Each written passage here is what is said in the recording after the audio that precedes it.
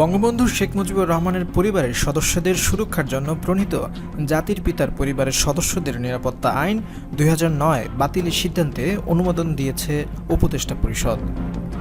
আইনটি বাতিল হলে বঙ্গবন্ধু পরিবারের কেউ আর বিশেষ নিরাপত্তা পাবেন না।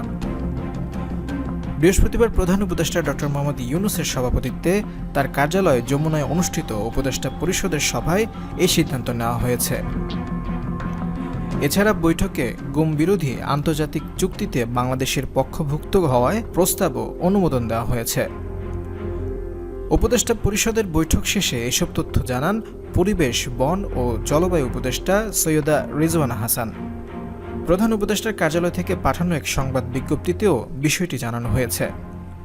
বিজ্ঞপ্তিতে বলা হয়, জাতির পিতা বঙ্গবন্ধু শেখ মুজিবুর রহমানের পরিবারের সদস্যগণের নিরাপত্তা প্রদান সংক্রান্ত বিধানসমূহ